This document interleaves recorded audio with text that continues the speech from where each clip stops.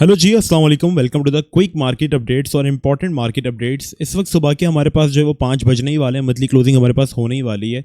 और यहाँ पर ट्रम्प भाई साहब ने जो है वो टैरिफ जो है वो लगाना स्टार्ट कर दिया। जैसे कि उन्होंने कहा था कि मैं 1 अगस्त से दोबारा जो है वो टैरिफ लगाऊंगा। आपके पास वक्त है कि हमारे साथ जो है वो ट्रेड डील्स कर लो, वरना आपके लिए बहुत ज़्यादा मसले वाली बात जो है वो हो सकती है। जिन लोगों को नहीं पता टैरिफ क्या होता है, टैरिफ एक तरीके का टैक्स होता है जो कि अगर आप किसी चीज़ से, अगर जैसे आपने सपोज करो कोई आप चीज़ यूएस को बेच रहे हो, ठीक है, आप वो 100 रुपये की बेचते हो, लेकिन अब जब से टैरिफ उसके ऊपर 50% लग गया तो आपको 50% टैक्स देना पड़ेगा। तो आपको 50 रुपये मतलब महंगी पड़ेगी लोगों को खरीदने में। तो जाहिर सी बात है, जब टैरिफ, जैसे सपोज करो एक गाड़ी बनाने वाली कंपनी जो है वो गाड़ी का सामान जो है वो चाइना से खरीदती है यूएस में गाड़ी बनाने के लिए, और उसकी कॉस्ट उनको $1 लाख पड़ती है। तो जब टैरिफ लग जाएंगे तो यहाँ पर जो कंट्री है उसको जो या जो मैन्युफैक्चरर जो वो गाड़ी खरीद के बेच रहा आगे, उसको वही कॉस्ट 1.5 लाख की पड़ेगी। तो वो वही कोशिश करेगा कि ये सामान फिर तो मैं यूएस से ही खरीदूं जब इतना महंगा मुझे पड़ रहा है। तो इस तरीके के सिनेरियो हमारे पास बन जाता है, ये टैरिफ्स होते हैं, ठीक है। अब यहाँ पर हमारे पास न्यूज़ ये आई है कि जिन कंट्रीज़ के ऊपर टैरिफ इसने लगाया है, सबसे पहले मैं आपको बता दूं, ये क्रिप्टो अलर्ट्स हमारे व्हाट्सएप चैनल है, हर एक्यूरेट न्यूज़ हम यहाँ पे प्रोवाइड करते हैं, तो उसको जाके फॉलो कर लो क्योंकि मार्केट के अंदर न्यूज़ बहुत इंपैक्ट डालती हैं।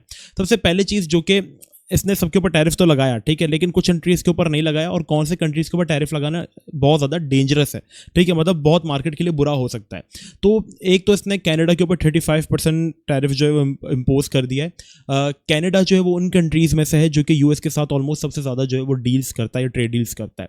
अब अगर आप टॉप कंट्रीज़ में जाकर देखोगे तो मसले की बात तब होती है जब चाइना, कनाडा या मैक्सिको, इसके ऊपर ट्रम्प जो है वो टैरिफ लगाता है, या जापान, जर्मनी और साउथ कोरिया। लेकिन सबसे अच्छी बात यह है कि जर्मनी जो कि यूरोप का पार्ट है, तो यूरोप से अच्छे ताल्लुकात हैं। जापान के साथ ट्रेड टॉक जो है वो ऑलमोस्ट डन हो चुकी हैं, और साउथ कोरिया के साथ भी जो है वो ट्रेड डील्स जो वो हो चुकी हैं, ठीक है। अब जो मेजर कंट्रीज है, अगर इनके एक दूसरे के ऊपर टैरिफ लगाना स्टार्ट करते हैं, तो हम सब ने देखा था जब चाइना के ऊपर ट्रम्प ने अप्रैल में टैरिफ लगाया था, तो अप्रैल में टैरिफ लगाने के बाद जब चाइना ने सामने से रेसिप्रोकल टैरिफ लगाना स्टार्ट किए थे, तो ये डंप हमारे पास आया था फरवरी, मार्च, अप्रैल। ये डंप हमारे पास जो था वो टैरिफ वॉर का डंप, मतलब टैरिफ वॉर यहाँ पे स्टार्ट हो गई थी हमारे पास, जिसमें यूएस ने 145% टैरिफ लगा दिया था सामने से, उन्होंने भी कुछ इतना ही बदले में टैरिफ लगाना स्टार्ट कर दिया था। तो एक टैरिफ वॉर जो थी वो छिड़ चुकी थी। इसके बाद ट्रम्प ने सबके ऊपर टैरिफ जो वो पॉज कर दिया अप्रैल में। उसने कहा कि भाई जुलाई तक का टाइम है, 3 महीने तक का टाइम है, अगस्त तक हमारे साथ जो वो ट्रेड डील्स कर लो, मतलब अच्छे ताल्लुकात कर लो, तो फिर आपके ऊपर हम कुछ कर लेंगे, ठीक है। लेकिन जिन कंट्रीज़ ने कर ली, सबसे जो इंपॉर्टेंट कंट्रीज़ हैं वो ये हैं, ठीक है, China, Canada and Mexico. But the good thing is, जो कि हमने व्हाट्सएप चैनल पर अपडेट भी किया, कि कंट्रीज़ जो कि अभी सेफ़ हैं उनमें से यूरोप जो है वो भी सेफ़ है, ठीक है, जापान के साथ भी हो चुकी है, यूके और साउथ कोरिया।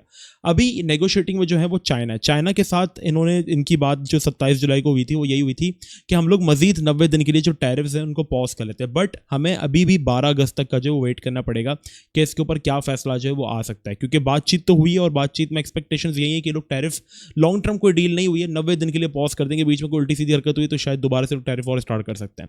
बट ज़्यादा जो टैरिफ वॉर को या मार्केट को डम कर सकता है वो चाइना के साथ अगर ऊपर लगाए जाते हैं तो ठीक है। देखो बाकी कंट्रीज़ के ऊपर इन्होंने लगाए हैं, ठीक है, 20% ऑन ताइवान, 15% न्यूजीलैंड, ये नॉर्मल टैरिफ होते हैं जो कि एक्चुअल में भी ये बेसिक टैरिफ्स होते हैं जो कि लगाए जाते हैं। मसला तब होता है जब टैरिफ हमारे पास 30% से ज़्यादा हो, जैसे कि अभी कनाडा के ऊपर लगाया तो मार्केट के अंदर डंप आया। बट ये टैरिफ भी जो है वो इतना बड़ा टैरिफ नहीं है जिसको हम कहते हैं, बट फिर भी इफेक्टिव है क्योंकि कनाडा के साथ भी ट्रम्प जो है वो डील करता है। और अभी ये मैं न्यूज़ बना रहा हूँ, सबसे पहले हम इसको कवर कर रहे हैं, तो इस वक्त सुबह के यार 5 बजने वाले हैं। अगर आप लोग मेरे सपोर्ट को अप्रिशिएट करना चाहते हो तो सब्सक्राइब कर दो। तो मार्केट यहाँ पे फॉल कर रहा है, ठीक है। अब यहाँ पर चाइना और इसके अलावा मैक्सिको के साथ भी, दोनों कंट्रीज़ के साथ जो वो 90 डेज़ का जो एक्सटेंशन उन्होंने जो है वो लगा दिया है, ठीक है। मैक्सिको के साथ बातचीत हो गई है, 30% टैरिफ के साथ वो इस चीज़ को चलने देंगे, जो कि पहले बहुत ज़्यादा कर दिया था, बट अभी 30% टैरिफ के साथ फिलहाल जो वो 90 डेज़ का एक्सटेंशन कर दिया कि इसके ऊपर भी कोई फैसला नहीं सुना जाएगा। 25% टैरिफ इंडिया के ऊपर भी लगाया, बट इनसे भी बातचीत चल रही है, होप्स हो कि कुछ हमारे पास बेहतर हो जाए, लेकिन अभी तक कोई डील हमारे पास नहीं हुई है। तो चाइना, मैक्सिको और कनाडा, इसमें से चाइना, मैक्सिको फिलहाल 90 दिन की ये लोग वारंटी पर सेफ हैं ऑलमोस्ट, बट अभी तक 12 अगस्त तक हमें वेट करना पड़ेगा।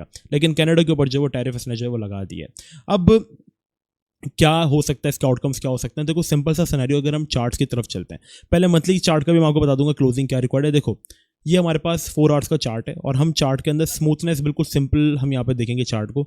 जैसे सपोज करो ये हमारे पास सपोर्ट है, ठीक है। अब ये मैं आपको पिछले 3 दिन से अपडेट दे रहा हूँ कि भाई हमारा लेवल अभी क्या है मार्केट से। हमारा लेवल सिंपल है कि भाई जिसने स्कैल्पिंग करनी, लॉन्ग टर्म की बाइंग नहीं, ठीक है, जिस बंदे ने स्कैल्पिंग करनी है उसके लिए ये रीजन गोल्ड है, मतलब ये रीजन उनके लिए हेवन है, मतलब यहाँ पर वो बाय करके थोड़ा ऊपर जाके सेल कर सकते हैं। जैसे कल के दिन की अगर हम लोग बात करें, हम लोगों ने कल जब स्ट्रीम स्टार्ट की थी और FOMC थी, BTC हमारे पास यहाँ पे कहीं चल रहा था, ठीक है, 1,18,200। हमने कहा भाई मेरा लेवल BTC से 1,16,200 की तरफ है, तो BTC 1,16,200 से नीचे और 1,15,000 तरफ का है। हमने यहाँ पे बाइंग की लिंक वगैरह सुई वगैरह प्रोजेक्ट्स के अंदर, और आज ड्यूरिंग द लाइव स्ट्रीम हमने आप लोगों से कहा कि भाई अब थोड़ी सी सेलिंग अप करो, क्योंकि मार्केट अब अपने इस रेजिस्टेंस जोन की तरफ आ गया, जहाँ से हमारे पास एक सिनेरियो चल रहा है कि मार्केट यहाँ पर जो है वो नीचे जा रही, सपोर्ट पे बाउंस रही, सपोर्ट से बाउंस रही, रेजिस्टेंस से डंप, सपोर्ट से बाउंस, रेजिस्टेंस से डंप, और अभी भी सपोर्ट की तरफ आई है। तो जिन लोगों ने स्कैल्पिंग करनी है ना, उनके लिए ये सपोर्ट जोन हमारे पास बहुत इंपॉर्टेंट रहने वाला है। इसके बिलो किसी भी किस्म की क्लोजिंग या इस सपोर्ट को तोड़ना मार्केट के लिए बहुत ज़्यादा मामला को खराब कर सकता है, ठीक है। और टैरिफ वॉर उसका एक रीज़न बन सकती है, क्योंकि भले दूसरे कंट्रीज सेफ हैं, चाइना, लेकिन कनाडा के साथ स्टिल मामला जो है वो अभी बेहतर नहीं हुए हैं। और आप सबको पता है कि ट्रम्प जो है वो कभी भी कुछ भी हमारे पास अनाउंसमेंट जो है वो कर सकते हैं, तो इस चीज़ से आप लोग बच के रहें। ये सपोर्ट आप लोगों के लिए अगर होल्ड होता है तो we are very very safe right now. इस टाइम पर मैं आपसे यही कहूँगा कि ईथ वगैरह जैसे कॉइन्स के अंदर आप लोग अपनी एक स्कैल्प की एंट्री जो है वो प्लान कर सकते हैं। जैसे कि ईथ हमारे पास अगेन ये जो जोन हमने कल मार्क किया था, कल ड्यूरिंग द लाइव स्ट्रीम इस जोन में आया, मतलब 3700 के बिलो ईथ। वैसे तो ये ऊपर की तरफ है, लेकिन एक रिस्की बाइंग अगर आपने करनी है तो रिस्केबल जोन है बाय करने के लिए, जो एक आपको छोटी रिट्रेसमेंट मिली है।